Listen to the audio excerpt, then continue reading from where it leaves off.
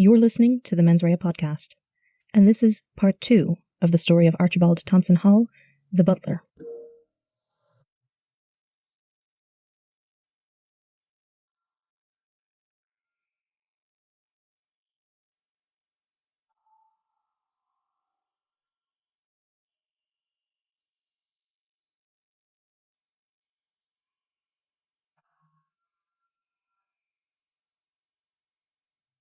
Last time on the podcast, we heard all about Archibald Hall and his transformation from the son of a postal worker into Roy Hall, the thief, and Roy Fontaine, the suave butler.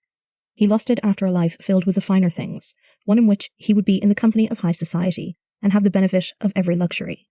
That was not something that Roy Hall could achieve, or at least achieve and enjoy for any great period of time, and so he became a butler, a person who at the very least had access to the sort of people he wanted to be his peers, and if he couldn't join them, he would rob them.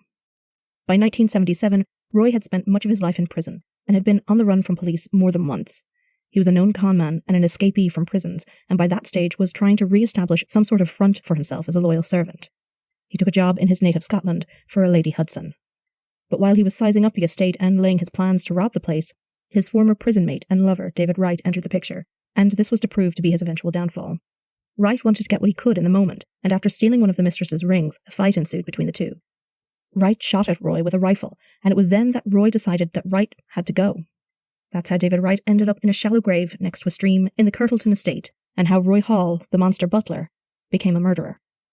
Surprisingly, all went relatively smoothly for Roy after that, until 1977, that is, when his ditching of Hazel Peterson came back to haunt him.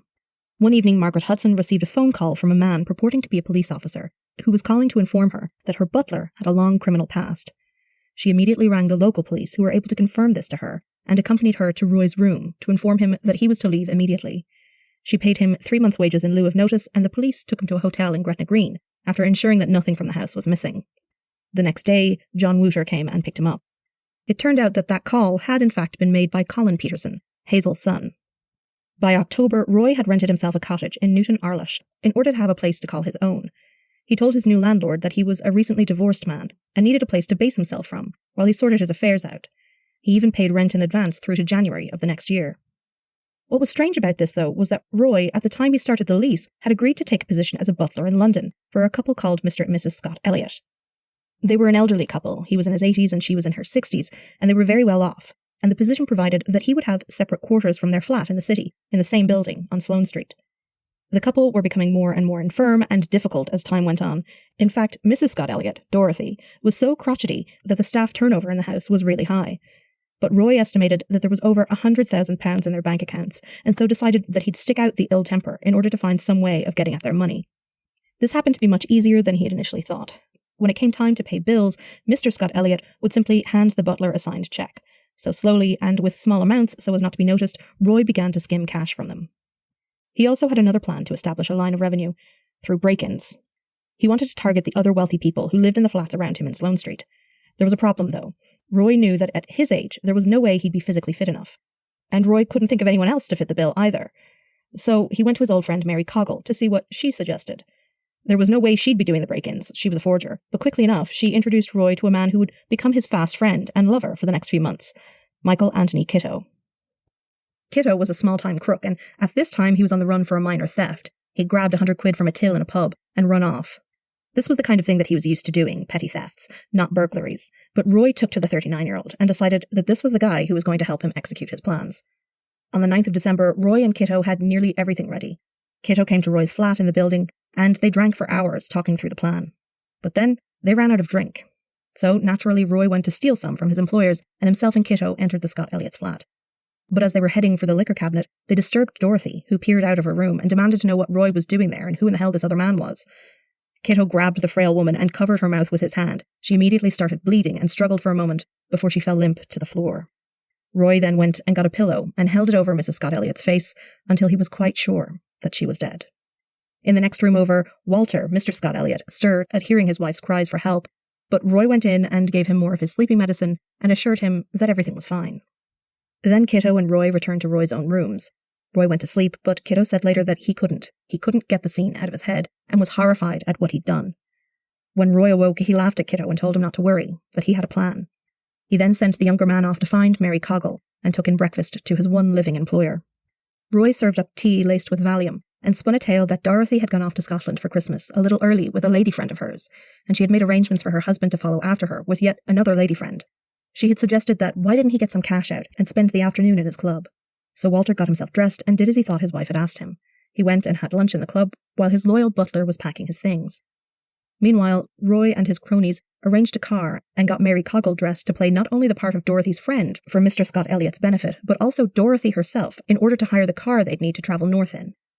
She made use of Mrs. Scott Elliott's wardrobe for this and picked out a nice two-piece suit and a gorgeous mink jacket, which she was unable to stop petting.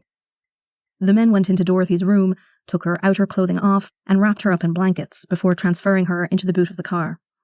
When Walter arrived home, he was handed a whiskey by Roy, which had more pills crushed into it, and was introduced to Kitto as their driver and to Mary as Dorothy's friend. But the effects of the drugs were so strong that the old man, who was nearly senile at the best of times, had very little clue of what was going on around him. The four got into the rented car and headed north, to Scotland. They drove all afternoon and well into the evening until they passed through the small village of Braco. They turned down a narrow road and drove until they reached the edge of Lough Erne, and that's where Roy and Kitto unceremoniously dumped Dorothy Scott Elliott's body. Her husband sat in the car, none the wiser, so under the influence of the drugs that he had been given that the four of them would later say the old man didn't even know what day of the week it was. The next day, the agenda for the two men consisted of driving back down to London to ransack the Scott Elliott's flat. They left Mary in charge of Walter and gave her strict instructions about how to dose him with his medication and to make sure that he did not go outside. Roy and Kitto filled the boot of the car with bits and pieces from the flat, small stuff that would be easy to sell. They didn't want to overburden themselves, as Roy thought it would make them look suspicious. While they were in the flat, one of Dorothy's nephews rang. He and his wife were supposed to have had lunch with the couple that day, but there was no one at the flat when they called by. Roy fobbed him off with a story about how his employers were in the country. Over the next while, he would tell his victim's family that they were in Scotland or in Italy and tried to keep them from the house.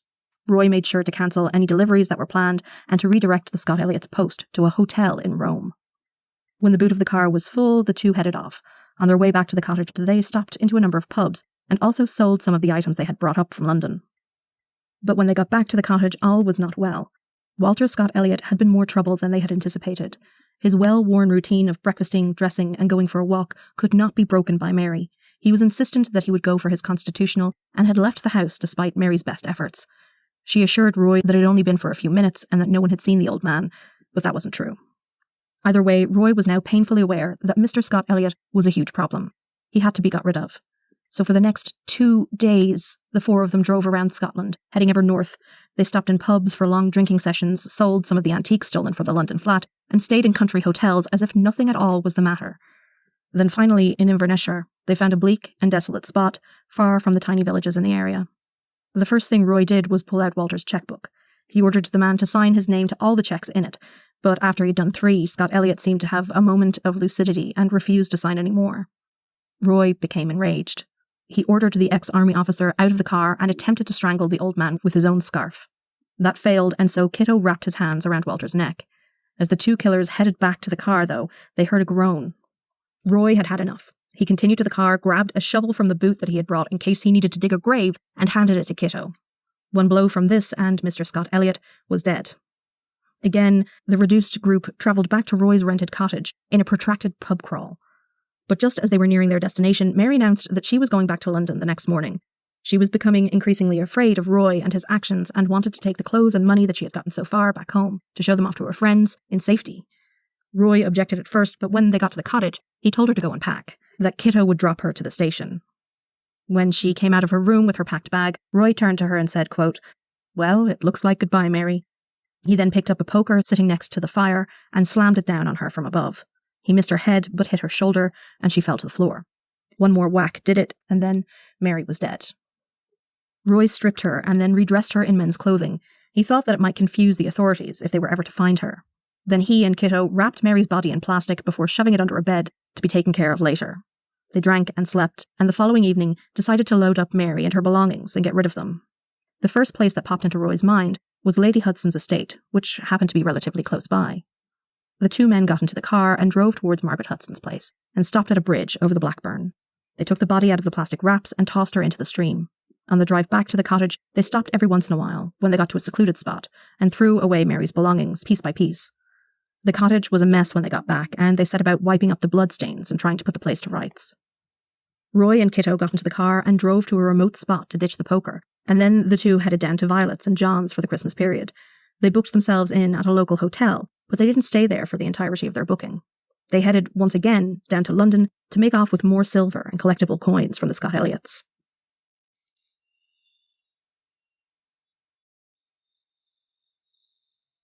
On Christmas morning 1977, a young man, Duncan Kerr, was driving a tractor down a road from Waterbeck to Middleby, near to the Kirtleton estate. Farms didn't stop working, even on holidays, and he was out that morning to collect the carcass of a bull that had gone and died in a field that happened to be the furthest away from the farm. As he crawled at a snail's pace down the road, he took time looking around. The place was entirely deserted and silent but for the sound of his tractor's engine growling along. It was cold. As he turned the tractor to go over a bridge that crossed a stream called the Black Burn, he noticed something in the water. Some sort of fabric, and when he looked closer, he realised that it was the body of a man whose clothing had been anchored down in place in a fast-running stream by an iron bar. Duncan went off to find a phone, to notify the police, and to ring his own dad too. When the local sergeant, John Graham, got to the bridge, Duncan was there with his father. The farmers pointed down into the stream where the body was, and Sergeant Graham scrambled down the banks to get a better look. He saw that the body was actually that of a woman who was dressed in a shirt and trousers. He could see she had been short and had dark brown hair, and had been dead for some time.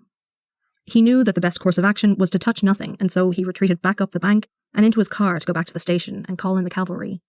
Just after midday, the investigating team arrived. The scene was photographed, and a local doctor examined the body when it was removed from the water, before it too was photographed in detail. Soil samples were taken, and then the area was combed for anything that might have been out of place. A cigarette packet, a lemonade bottle, some barbed wire with some wool caught onto it. The body was taken to a mortuary in nearby Lockerbie, where it was once again photographed.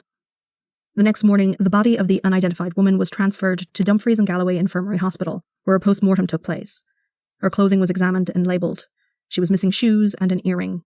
Scrapings of her nail varnish were collected, and both her upper and lower sets of dentures were also bagged as evidence. When the body was examined, it became quickly apparent that she had suffered a number of injuries before or in and around the time of death. She had cuts on her head and bruises on her left ear and left shoulder. As the procedure went on, a large hemorrhage was found at the base of her brain. This surely was what had killed her. The hemorrhage was from an injury to her neck, one so severe that death was its inevitable result. However, it still wasn't clear if the injuries had been the result of an assault or a fall. Nor was there any further indication of who the woman was. No identifying items were found on the body, and no one matching her description had been reported missing. Even after the papers carried the story of the unidentified woman's body being found on Christmas Day, no one came forward with any information as to who she might be. On Christmas Day 1977, Roy spent the day with his sister Violet and her husband John Harvey. Also present were John's parents and Roy and Violet's stepfather, John Wooter. Roy had arrived quite unexpectedly, with a man he introduced as a friend and associate in the antiques business, Robin Kitto. Roy had gone out the day before and had bought all the food for dinner and spent Christmas Day busying himself preparing everything. He wanted to make sure that everyone had a good time and that everything was just so. After dinner, he brought them all out to the hotel that he and Kitto were staying in and lavished them with drinks, topping the night off with champagne for everyone. They had another party the night after. Roy seemed to be quite himself. The fact that he couldn't settle or sit still wasn't taken any mind of, and no one noted that at times he had paced the room. To them, he was his usual jolly self, they thought, and impeccably behaved. The next day, Kitto and Roy made their way back to the cottage in Newton Arlish. They had a few quid on them, as Kitto had sold a stolen watch to John Wooter, but they also had to go about keeping up the pretense to the people that they knew in London that Mary Coggle was still with them in Scotland, and was having a great time. It was important that no one missed her. It was obvious to Roy from the tiny notice in the papers that the police had no real clue as to the identity of the woman who was now buried in a small cemetery in Annan, and Roy and Kitto wanted to make sure that it stayed that way. They also still had a few things to sell, including a fur stole and coat. So Kitto would go back to London and kill two birds with one stone by trying to flog the items and reassuring Mary's friends that she was having a great time and that she'd even met a rich Scottish widower while away. The two also made plans to carry out a big robbery, to hit the house in Kirtleton that Roy had once worked in order to get enough cash to get out of the country. He had kind of become fixated on her in recent weeks. He wanted some sort of revenge for how things had ended with his employment there. But that was a three-man job, so Roy and Kitto would have to wait until Roy's brother, Donald, got out of prison in a few weeks' time. They travelled and sold their valuables and drank heavily for the Christmas period. Then they returned to the cottage in Newton Arlish. On the 9th of January, they ditched the car that they had rented in the Scott Elliots' names behind a hotel. In the few weeks they'd had it, they'd racked up 5,150 miles. They knew they needed to get rid of it though, as it tied them directly to the murders. They managed to rent another car the next day and headed south. Roy stopped into a joke shop and bought 3 masks, as he was still mulling over the idea of breaking into Lady Hudson's house. Then they stopped into a garage to have new number plates made up for the car. They'd paid for 2 days for the rental, but intended on keeping the car much longer than that, and although they had plenty of money now, they sure as hell weren't going to pay for the hire. They also knew that soon enough they'd no longer be able to go back to the Scott Elliots to raid it again. They'd been gone a few weeks and family would no doubt begin to get worried. And of course, they were right. The day after Roy and Kitto made their final visit to the flat on Sloane Street, the police broke in the door. Family had called and said no one had heard from the elderly couple, and the doorman in the building confirmed that they were gone. Not only that, he'd said he'd not been left a set of keys, as was usual, and the ever-diligent Dorothy had not remembered to cancel the newspapers before leaving, which was extremely unlike her. The place was in total disarray, and had obviously been gone over. Suspicion fell on the butler. The doorman was able to give a description and say that he hadn't much liked the man. He also told the police that given the Scott Elliots' health, there was no way that they would have rented a car for themselves, as neither was able to drive any longer. Police knew that there had been a car rented, though, and that it had been left abandoned behind a hotel in Scotland. What's more, when the police searched the flat in Sloane Street, they found Mr. Scott Elliott's medication. They also found blood on the wall of Mrs. Scott Elliott's room and could tell that the carpet had been recently washed. The search for the Scott Elliots and their butler was on. The police figured that Scotland was a good start. Meanwhile, Roy had linked up with his brother Donald, who had just gotten out of prison. Neither Roy nor John Wooter were particularly fond of Donald. Not only was he now totally unkempt, they knew he had a liking for young girls, and that was utterly unacceptable. To keep him away from young Caroline, and because he thought he still might be some use to him, Roy took him up to the cottage at Newton Arlish. Roy still planned on robbing Lady Hudson. He thought that the 3 of them could manage it, wear the masks, tie up the old woman and her maid if they were caught, and make off with the best bits from the house that he was so familiar with. Donald was on board with the whole plan, nearly delighted to be included, and he sat and drank himself stupid in a pub while Roy and Kitto discussed plans. It had been over 2 years since Donald's last drink, and he was downing whiskies like there was no tomorrow. By the time he got back to the cottage, Roy knew that Donald was going to be a problem. There was no way he'd be able to keep quiet if he drank, and drinking was all he seemed to want to do now that he was free. Trying to be helpful, Donald told the other 2 men that he could help out if they were caught in the house. He knew a way to tie someone up in such a way that they couldn't get loose. He said he'd show the other 2 and went into his room to grab something to demonstrate with. While he was away, Roy turned to Kitto and said, quote, "He's another Mary," end quote. Donald came back and went about tying himself up. While Kitto watched the display, Roy went to the kitchen to fetch a brown glass bottle. It contained chloroform. The minute Donald realized what Roy was doing as he doused a cloth with liquid and made his way towards him, he began to struggle. But it was no use. He was already mostly tied up and on the floor. As Roy held the cloth to his face, Donald managed to break some of his bonds and lashed out at Kitto, who was holding him down.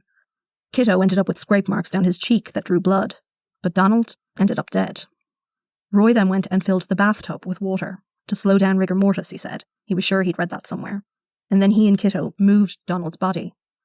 The next day, Roy went out in front of the cottage and fitted the new number plates to the red Ford that they were driving. Again, Roy thought that this went unobserved, but again, he was wrong. Then they loaded Donald up and headed north, back to Scotland. The police, meanwhile, had made contact with the hire company who had leased the car to the Scott Elliots. Unfortunately, the company had washed and vacuumed the car by that point, but they had noted the car's condition when it was found. It had been well driven and was also covered in cigarette ash. Roy and Kitto made their way north and eventually checked into a hotel in North Berwick, a seaside town 25 miles east of Edinburgh. But the hotelier was suspicious of Roy in particular. He didn't like his manner or the way he chatted incessantly, and when the man's wife agreed, they decided to call the local police. When the police arrived and had a look at the car that the 2 suspicious men were driving, they found out that the plates belonged to a different car entirely, owned by a business in England. When questioned, Roy said that they had borrowed the car from a friend and even offered to place a phone call, but the police would not allow it. The 2 men were to come with them to the station. Roy helpfully offered to drive the car to the station for them, but the police refused this too. At the station, while Kitto was being questioned, Roy visited the bathroom. He had items on his person that he couldn't have found by the police. A list with names, phone numbers and addresses, some of associates, friends and family, and some of potential targets for burglary. A stolen driver's license, stolen credit cards. Everything he could he tore up and flushed down the toilet, and he shoved the rest in any little crack or crevice he could find. It was at that point he noticed the window was open, but he returned to Kitto and answered more police questions before excusing himself again. He said he wasn't well and needed the loo, and this time he pushed open the window and climbed through. He was off out over the wall and walking away from the station in no time, and soon managed to get a hold of a taxi driver. first to take him into Dunbar, the nearest big town, to check for his quote-unquote ill wife, and then out towards Edinburgh, following his fake wife's transfer there. But there was a roadblock on the way to the hospital in Edinburgh, and Roy was rearrested. Things were very serious for him now, because the police had been hard at work trying to figure out what was going on with these strange men and their stolen car. The car had in fact been searched, and that was when Donald's body was found. It gave the police constable who opened the boot an awful shock. It wasn't at all what he was expecting to find, but there it was. Fake plates had turned into a murder investigation, because being covered in plastic in the back of a stolen car doesn't exactly scream natural death. They also had contact from the police down in London to ask them to be on the lookout for the Scott Elliots, that they had left their home before Christmas and hadn't been seen since, but the car that they had hired had been dumped. They told Scottish police that the elderly couple, if they were still alive, would be travelling with their butler, Archibald Hall. A call was put into London to have senior officers come up. When in custody, Kitto broke first. He ended up telling the police all about how they had killed Donald, and that they had planned on dumping the body. Police then had to get in touch with their colleagues in Cumbria to have them search the cottage. Kitto was charged with having false plates on the car while the investigation continued. He declined the services of a solicitor. Roy, on the other hand, now back in custody, was refusing to speak to anyone until he had seen a lawyer. The police informed him of what they had found, and he continued to refuse to provide information to them. The police got news that a bottle of chloroform had been found in the cottage in Newton Arlish, and it was clear that the jurisdiction for the most serious crime was now actually in England.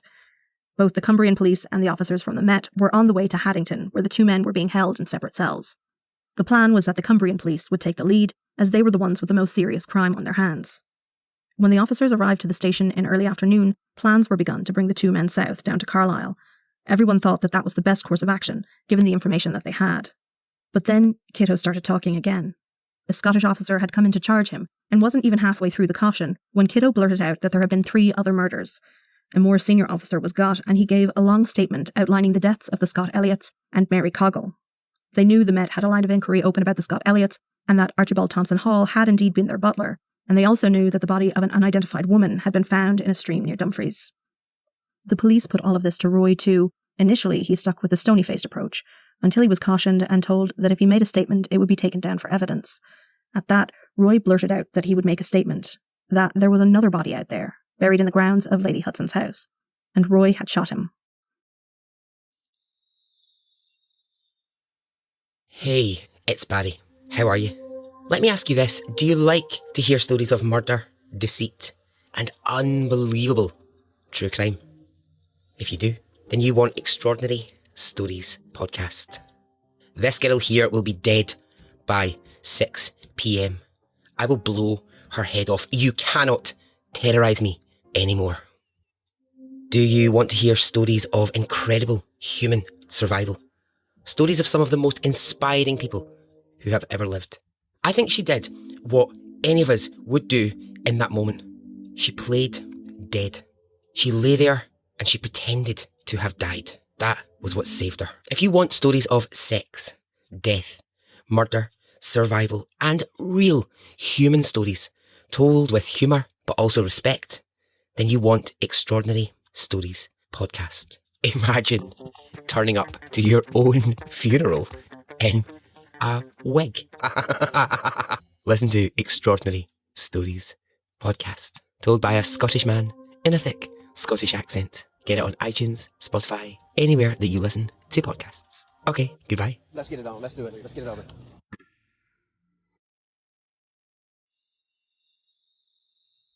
That night, as Roy contemplated going back to prison for the rest of his life, he realised that this time was entirely different from the others.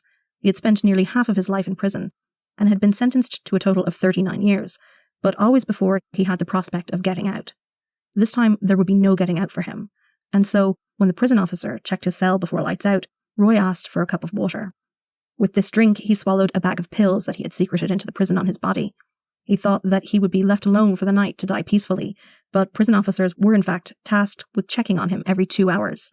He was quickly discovered and rushed to Edinburgh Royal Infirmary, where he had his stomach pumped. The next day, a rather sparse press conference was given, where the police would only confirm that a body had been found in the boot of a car, and 2 men were helping with their inquiries. But the newspapermen already knew that. They already knew about the Scott Elliots and the cottage in Newton Arlish, and that the body from Christmas last in Dumfries had also been identified and connected to this crime.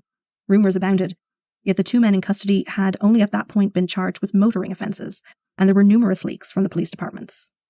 The press tracked down John Wooter literally minutes after he was informed of the death of his stepson. He answered their questions and handed over photographs of both of his stepsons. They also managed to find Hazel Peterson. It was clear that the press had good sources and that they were reporting that they had their information from a senior detective. One paper had this senior officer saying that they didn't, quote, know how many bodies we might end up with, end quote. On the 18th of January, Mr. Scott Elliott's body was found, but the search for that of his wife was called off due to fog and snow. Though sad news for the wider community and his friends and family, the announcement was also very problematic for the press. Whatever was going on in this affair, it seemed that the murders had occurred in both England and Scotland had different laws relating to what could be reported about a case once someone had been charged. The day that Kitto appeared in court charged with being in possession of coins stolen from the Scott Elliott's home, the papers reported on the searches that were going on and other police activity. But for fear of running afoul of Scottish laws, they could do little else. The law had been very restrictive as of a 1958 judgment by Lord Clyde, the then Lord President, similar to a Chief Justice. In that case, the Daily Mail published a picture of a man that the police wanted to speak to on the very morning that he happened to be charged with a double murder. Lord Clyde held that, by publishing a picture of the man when he was accused of a crime, this might prejudice the case against him, and that the act of publishing material that would identify an accused person amounted to contempt of court. The Daily Mail ended up with fines in the region of £5,500. The edition of the 19th of January of the Scottish Daily Mail carried a story that featured Roy prominently and discussed his employment as a butler. That was the day the police officers arrived to Roy's hospital room and arrested him for the theft of the coins as well. This would prove problematic. When the officers got there, they saw that Roy was in much better form than they had thought, and Roy wanted to point out David Wright's grave to them. They took the 2-hour journey over to Lady Hudson's estate. Despite the fact that Roy was chatty and friendly and in generally good form on his way across the country, he didn't manage to get far by the time the car pulled up next to the burn. He collapsed and was rushed to the nearest police station, where they had a doctor waiting for him. The doctor said he was perfectly fine, but had been overly affected by the cold from his stay in hospital. So as not to waste the trip, Roy drew them a detailed map of Lady Hudson's grounds near to the stream and pinpointed exactly where they would find David Wright's body, which he had buried in a shallow grave at the bank. And in fact, the map was so good that despite the weather and snow in the area, the police did manage to locate the body. From where it was and how it was hidden, the police said that they would never have found it were it not for Roy's confession and map. Roy also insisted on showing the police exactly where it was that he had dumped Mary Coggle's body on the Blackburn. Roy spent the night in a top-security cell in Sawton Prison before getting back into a police car and bringing the officers out to the place where he had dumped Mrs. Scott Elliott's body. Over that weekend, while Roy was being driven from gravesite to gravesite, John Wooter had been in touch with Roy's former roommates in Her Majesty's Prison Service. He was recommended a top Scottish lawyer, Leonard George Murray, who agreed to represent Roy. The two met before Roy's first court appearance, and his advocate's first impression of his demeanour was polished and affable. But just a day before the charge of murder was to be laid, later that week, it would appear that the butler was losing his composure. He became nervous and agitated, and he requested a meeting with the lead detective on his case because he said he had information about a woman who was going to board a plane with explosives. But when the inspector arrived, Roy was going on about how Kitto had been poisoned in the prison. Someone had made it look like a suicide, and he was next. He said he'd overheard people outside his cell talking about killing him for £5. Both the inspector and the prison authorities assured Roy that Kitto was alive and well, and there were no such threats against him. It would have been insanely difficult to get at him anyway. Given Roy's history of escapes, there was a heavy guard on him at all times. It was impossible for him to get out, or for him to be gotten to. The next day, both Roy and Kitto appeared in court, and they were charged with murdering Walter Scott Elliott. Roy was also charged with the murder of David Wright. His antics the previous day seemed to have been forgotten, and it's likely that the whole episode was an act to try and begin a defence of insanity. Roy had been happily responding to every letter that was sent to him to pass his time, but soon he became aware that they were being sold to journalists. His new obsession was then keeping tabs on the people he knew and what stories they had sold to papers, and how much money they had made from him. He called them parasites. Even some of his old prison buddies tried to strike things back up with him, and a number of them were turned away at the prison gates. In March, the Daily Mail was accused of contempt of court for their story that ran on the 19th of January. The case was scheduled for hearing before a full bench of 7 judges. On May 2nd, Roy and Kitto both pled guilty to the charges against them. Roy had John Wooter bring his best suit for the hearing that lasted only an hour. Some of the facts of the case against the men were repeated for the court, but it was noted that much was left unsaid because the men could face further charges in another jurisdiction, in England. It was most unusual. Either way, in the end, both men were sentenced to life imprisonment, and Roy was to spend a minimum of 15 years incarcerated for the murders. Upon leaving the court, Kitto turned to the benches where the mildly disappointed press sat and grinned at them. He said, quote, "Life begins at 40. Roy and Kitto stayed in Scotland for another 10 days, which was the time prescribed by Scottish law in which to lodge an appeal. Neither men had any real grounds for an appeal, and so as soon as it passed, they were shipped back to England and ended up in Wandsworth Prison. Roy was happy with the move, out of what he called the primitive conditions of his prison in Scotland, but he was becoming ever more morose. He was convinced he would somehow be put to death, or that he was going to die in prison. He variously lashed out at those close to him for selling their stories and encouraged them to do so in order that he and they might profit from the whole affair. He turned against Kitto, who he said had turned snitch on him. This was despite the fact that the two men's statements were much the same. Roy had gone out of his way to not implicate anyone else in the crimes, including Kitto and especially his family. But Kitto had not been so discreet, and perhaps this is what caused Roy's rancour. On the 21st of June 1978, the two appeared in court, where they were charged with 3 counts of murder and conspiracy to rob the Scott Elliots. Amazingly, Roy decided to plead not guilty. Every dog has his day, he said. He would have his day in court. While they were waiting, another matter was making its way through the courts in Scotland, the contempt case against the Daily Mail. The 7-panel judge shed down to 5 and then to 3. The judgment was delivered on the 12th of July. Unsurprisingly, they found that, according to Scottish law, the Daily Mail had in fact fallen afoul of the contempt laws. But they also took the opportunity to expand on Lord Clyde's initial decision and clarify that contempt would only ensue after someone had been charged rather than arrested, which overall makes a lot of sense. There are still strict contempt laws in Scotland, but they've been updated in cases from the 90s.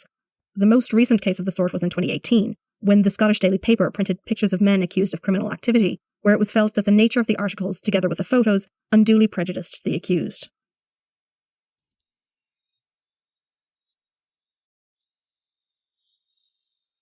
Kitto and Roy appeared at the Old Bailey for trial on the 2nd of November 1978. The hearing was to take place in the new wing of the building in Court 7, and the benches for the press were packed as they awaited the judge, James Miskin, Recorder of London. Just after 10:30, Roy and Kitto were led into the courtroom by prison guards. Both men were dressed in suits, though Roy's was much nicer than Kitto's. The charges were read out and put to the men. Their response astonished the press. Kitto pled guilty to theft, guilty of the manslaughter of Mrs. Scott Elliott, guilty of the murder of Mary Coggle, and finally he pled guilty to the manslaughter of Donald Hall. Roy pled not guilty to the theft charges, and not guilty to the murder of Mrs. Scott Elliott. He pled guilty to the murder of Mary Coggle, and guilty to the murder of his own brother, Donald Hall. There had been a deal struck between the prosecution and defence teams, in order, they said, to save the court the time and expense of a trial. The facts of the case were then presented to the judge, from the killing of Dorothy Scott Elliott in her bedroom to keep her from raising the alarm about the two men, to the moment that Donald Hall's body was found in a car that had been driven halfway across the country. Only one witness was called for the prosecution, and that was a member of the police force, required to read out the men's criminal records for the judge and to attest to the investigation begun in London when it was noticed that the Scott Elliots were missing. Roy's counsel then addressed the court. He noted that Roy was already sentenced to a minimum of 15 years by the Scottish courts and asked that the same be granted for him in this venue. He said that, given his client's age, he would be 70 in 15 years' time. There was no guarantee that he'd live that long, or that he'd be released upon having served those years, but at least this way his client would have some hope of release in the future. Then counsel for Kitto took over. This was an altogether more thorough exchange. He pointed out that Kitto had been under the influence of alcohol at the time of the killing of Dorothy Scott Elliott and said that the whole thing had come about because of his client's relationship with Roy. He told the court of Kitto's sexual relationship with Roy and said that Hall was domineering. Kitto would do whatever he was told. A psychiatrist gave an opinion to the court which supported this view. Neither man had anything to say before sentencing when asked by the judge. Roy was given life in prison with no possibility of release, excepting circumstances where his health failed and he required it. Kitto got 3 years for theft, 2 6-year sentences to run consecutively for the manslaughter charges, and life for murder, with a minimum of 15 years to be served. Roy looked pale as he was led out of the court, and was not his usual affable self when he spoke to his solicitor after the verdict. Roy was sent to Hull Prison, where he was told he would spend the rest of his life. He was unhappy with the placement, and thought that if he was to live out his days behind bars, he'd like to do it in a quieter setting, along with other lifers like himself, who were just after a peaceful existence. But his transfer was refused. And so, Roy decided to go on hunger strike. He refused all food, saying he wanted to serve out his sentence in Scotland. But the Home Office wouldn't give in, and Roy, being stubborn, wouldn't either. For weeks, trays of food were delivered to his cell and would sit there for an hour, until they were taken away again, untouched. He drank only water. Quickly, he began to waste away and was transferred to the hospital wing, but it became apparent that this too was not suitable for him. He needed constant care and monitoring. He was sent to the maximum security prison at Wakefield. He became disorientated and hallucinated and was very weak indeed, but he still persisted. He proudly recalled that he beat out Frank Stagg, an IRA hunger striker who had lasted 62 days, with his record being 84. Roy had decided to have some dinner at Christmas. Somehow, after realising that the Home Office and prison services were having none of it, Roy ended his strike, and despite the fact that he had lost more than half of his body weight, he managed to survive. He had lain for months just waiting for death, and still it would not take him. He was to continue to request that he be transferred to a facility where he could be housed among other lifers serving life tariffs. By the early 90s, he was serving his time in Full Sutton Prison, which he detested. He wanted to secure a place in the lifers unit at Kingston. There, the small amount of money he made working could be used to buy a television of his own, and he would be able to settle into some sort of life amongst his peers. This was continually refused. He was, in fact, transferred to a new prison in 1997 due to damage caused by a riot at Full Sutton's E-Wing, where he was housed. He ended up where he had previously longed to be, in Kingston. But he found he couldn't settle in the strange place, nor could he make any friends. In 1998, he returned to Full Sutton. From then on, he, for the most part, kept himself to himself, and the only real trouble he was in was if the prison guards found his homemade wine secreted in the cells. He believed strongly that the prison system did nothing in terms of reform for those in its care. This was not only based on the behaviour of the younger people he saw coming in to serve their time, and what he thought of as a total disregard for authority that he saw in them. He was quick to differentiate himself from this rabble as he saw them. He said that at least he had seen fit to drag himself out of the low social status he had been born into. But this was also a kind of self-serving position. Perhaps he would never have been in this trouble if he had never been sent to prison in the first place, and had been forced to serve such long sentences. He also railed against the unfairness of sentencing laws. He said that property crimes were treated more harshly than paedophiles and rapists. The whole system was corrupt in his view. Eventually, in the late 90s, he was moved back to Kingston Prison once more, and, astonishingly, Roy managed to live on into the new millennium. He died of a stroke in there in September of 2002. He was 78. It's not often that we have the resource of an account of crimes written by the criminal himself, but in this case, Roy published an autobiography in 1999, and I must say, the book wasn't the worst one I had ever read. But I think Roy's own account is to be treated with a healthy skepticism. At the point of its writing, he must have known that all that was left for him was his legacy, and what he would be remembered for. It reads like he's trying to impress the reader, but it's quite a lame attempt. He name-drops long-dead celebrities, socialites, and politicians, as if the audience might know what he's on about. I think he must have had access to the other book on his life, The Butler, by James Copeland, who conducted extensive interviews with him in prison after his final trial, and which was also used as a main source for these two episodes. Copeland also spent a good deal of time trying to verify what Roy had told him before including it in the book. Many of the stories Roy tells coincides with what was written by Copeland. Many of the accounts are very similar, with a surprising amount of recall for the events of 30 years previous. And those stories that don't appear in both books do seem to paint Roy in a certain light. But you do find yourself wanting to believe Roy's version of it. A hapless burglar is turned into a suave, overly sexed jewel thief who once met Liz Taylor and Robert Redford, and it's the sort of thing that could definitely be made into a film. It's a bit fantastical, but you kind of want to believe it, which is perhaps the most telling part. Roy continues to be clever and manipulative to the last, edging you in the direction that he wanted. If he wasn't able to travel the world Catch Me If You Can style in tailored suits and with champagne, he at least wanted you to think that his time outside of prison was just that. His tone throughout the book changes in very interesting ways too. You can tell that he's trying hard to write a good story, but he uses cliches and flicks back and forth between sounding cultured and being quite crass. The intention here seems to be both to shock the reader and to give his readers what they want, a good murder story and a bit of titillation. According to his memoir, John Wooter was far more involved in the murders than either Kitto or Roy let on to the police, and most significantly here, Roy says that Wooter was the one who instigated Donald's death. John didn't want his stepson living with him and asked Roy to take care of it. Perhaps that sense of loyalty that Roy was fond of talking about was in fact the truth. Maybe he had protected his friend and stepfather all those years. Archibald Thompson Hall, Roy Fontaine, was most certainly a thief and a conman. How successful he was at his chosen career is by far less definite. Was he a high-flying jewel thief and a confidence man who managed to fly below the radar and get away with huge hauls of valuable goods stolen from those who trusted him? Or was he altogether less successful, a man who spent more time in prison or jumping out of windows and over fences than necking champagne and sleeping with the rich and famous? But then, maybe the truth is somewhere in between. Thanks for listening to Mens Rea, a true crime podcast. If you like what you heard, head on over to Apple Podcasts and leave a review. You can get in touch on Facebook, Instagram, or Twitter @mensreapod, or why not shoot me an email to mensreapod@gmail.com. I really love hearing from you guys, so do get in touch. A special thank you to our supporters on Patreon. Big thanks this time around to new patrons Henley, Sonia Donnelly, and Gary Dugdale. Thanks so much, guys. Your support means the world to me. If you want to brighten my day, or get some nifty podcast swag, or have access to early release, ad-free, or bonus Men's Right content, head on over to Patreon today. It's basically like buying me a monthly cup of coffee, and keeps me and the podcast running. Thanks also to some of our recent 5-star reviews over on Apple Podcasts. I'm back in the Irish Apple Store, and thank you for your 5 stars to Eames C. Great to hear from another true crime addict. Thank you to ChipChop 85 42 57 85. Again, thank you for letting me nerd out over Irish law. Thank you to Mermux for your 5 stars. And thank you finally to the John Mack. Thanks so much for your reviews, guys, and your feedback. I really do love hearing from you, and it's a great way to get in touch. It also helps the podcast out and is a really easy way to support. So thanks again, guys. Next time, we're back in Ireland and going back further in time than ever before to find out about a foul murder in one of North County Dublin's most picturesque seaside sites. This podcast is researched, written, and produced by me, your host, Sinead. All sources used for today's episode can be found on our website, www.mensrayapod.com, and in the show notes. Do check them out.